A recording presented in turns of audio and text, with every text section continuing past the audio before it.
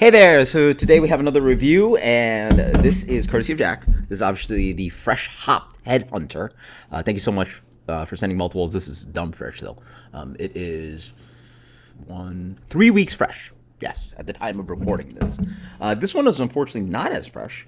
I think I even have I believe I have a fresher batch of this slightly, but it's about 3 months fresh. So let's just do battle beers. All right, battle beers. So this one will go here. This one will go here. I mean, I guess part of it is we're also doing a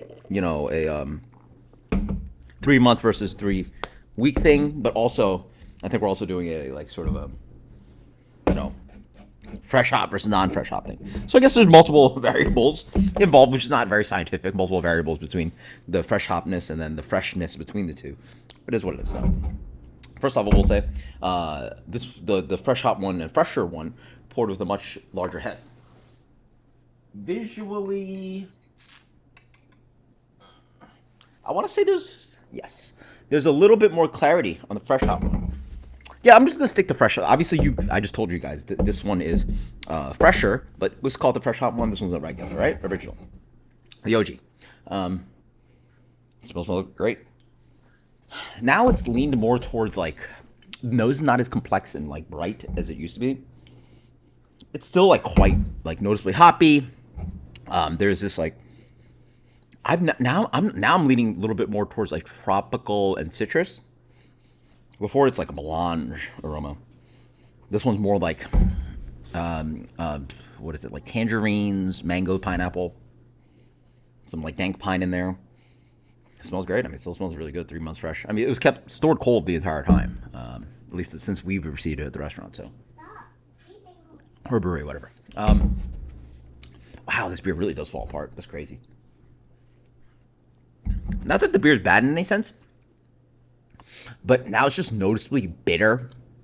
It doesn't have that fresh, fruity vibe up front. I can't imagine. I mean, yeah, obviously, this beer is obviously not gotten more bitter with time, but I suspect what's happened is that the complexity of the hop flavors and the fruitiness and the sweetness, the impression of sweetness, because sweetness is obviously just gravity. The final gravity is just final gravity, right? The beer's not changing with age, but the impression of sweetness from that hoppiness is sort of died down, and so what you get is more just a bitter. This is more of a bitter IPA.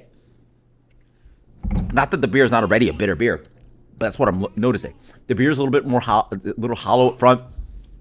Get a little bit of grainy sweetness in the middle, a little bit of biscuit, a noticeable big pine bitterness in the back end, some dankness, but doesn't have that really pretty kind of fruity and candied complexity that you get. And that's crazy. It's only 3 months. Only 3 months left fridged. Almost 3 months to the date. Yeah, wow. We're actually going on 3 months, about almost 10 weeks actually. So yeah, about 10 weeks. Wait, no.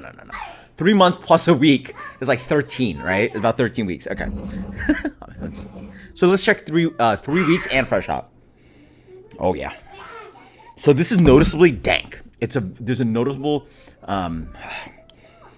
vegetal dankness, and then there's more complexity on the nose. I want to say there's more this pine action and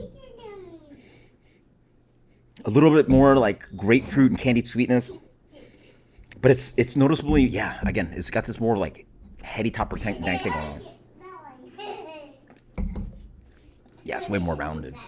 So again, despite being quote unquote the same beer, this beer tastes sweeter because I think part of it is it just has more hop flavor up front. Wow, yeah, it's got this enveloping, echoing hop thing. Woo! Right, that thing where the hops really hit your palate and it's just sticking. It's oily and sticking onto your palate. But Roaring Table does it. Heady Topper does it. Just some beers just have so much hop character. It's whoa, right? It's I don't know what the analogy is. It's biting into something spicy and you're just whoa, right? It just opens up your palate and it stays on there. It lingers. It's almost like spice heat. Candied citrus, very leafy though, very general. I mean, it's fresh hop, so in general. Grassy, a little bit vegetal, a little bit piney, but not even vegetal in a bad way. Just like it has like a really nice kind of leafy thing that plays well with the hop character's echoing thing going on. So we're playing with multiple variables, but again, my hypothesis sort of stands that this beer just doesn't age well. Like it's good beer, 3+ months in, but it's just a hollow body of it. Like, and I've kept it fridge too, so it sort of makes sense in my mind because when you hop a beer so well, like so high, I guess the hopping rates have to be pretty high. When you get such intense volatility, such hop intensity of some of these beers, those are all the good volatile compounds, and the volatile compounds are the ones going to die out first with age, right? So I guess it's a good thing that this beer doesn't last well because when it's fresh, it's so explosively delicious, but it just doesn't last with time because again, those compounds are volatile, and those are the ones that are going to die fast, die quickest, die hardest, and it is what it is. You get you get the peaks, but you also get the bottom ends versus like a more mediocre beer would sort of last a little bit longer, right? Absolutely, this wins. Until next time, cheers. It was just fun to do side by side. Until next time, cheers. Later.